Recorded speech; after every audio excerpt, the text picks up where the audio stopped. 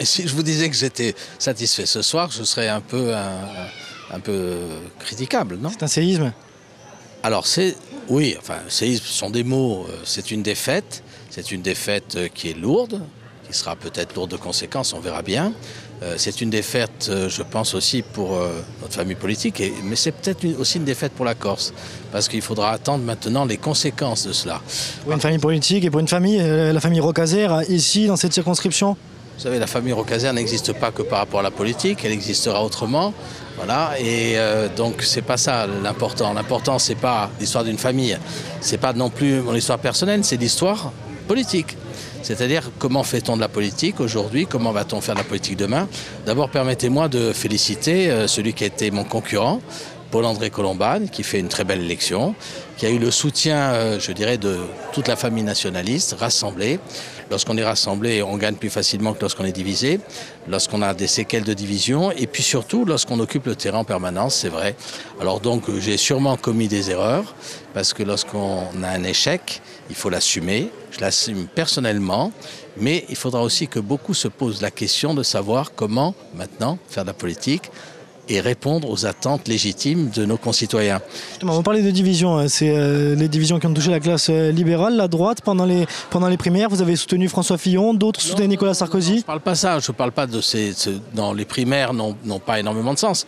Les dernières territoriales alors?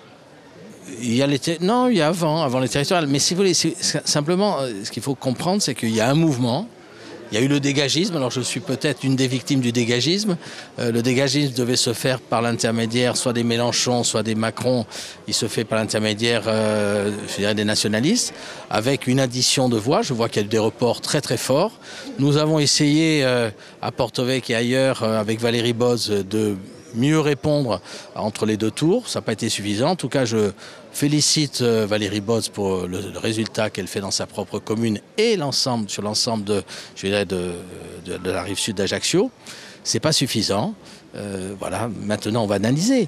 Il faut analyser, vous savez, avec l'ensemble des éléments. Aujourd'hui, j'en ai peu. J'ai simplement un élément essentiel, c'est j'ai perdu cette élection. C'est mon échec. Et je vais l'assumer.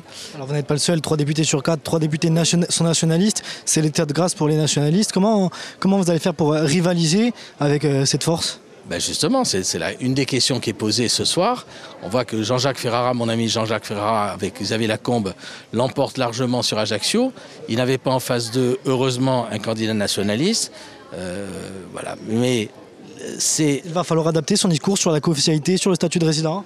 Non, je ne pense pas que ce soit ça. C'est pas ça la réponse. La réponse, il ne faut pas devenir nationaliste pour gagner les élections.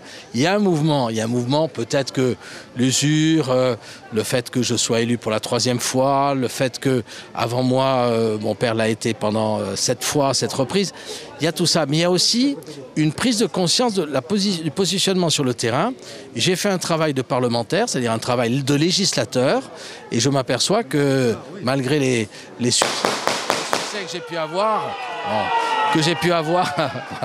bon, c'est vrai qu'on avait arrêté cette pratique, voilà, parce que bon, c'est toujours dangereux. Ça fait des années qu'on n'avait pas vu, mais reprenons les choses. Malgré les succès législatifs que j'ai pu avoir sur le foncier, on s'aperçoit que c'est pas ce travail-là qui compte. C'est le travail de terrain, c'est le travail... On est dans la confusion des élections, on n'était pas dans une véritable élection législative, on était dans une élection déjà pré-territoriale. Eh bien, nous verrons à travers cet échec comment refonder quelque chose pour affronter les territoriales. Je dirais, pas forcément avec moi, mais avec d'autres. On verra bien comment la droite doit se ressourcer, doit se refonder, se régénérer et renouveler ses forces.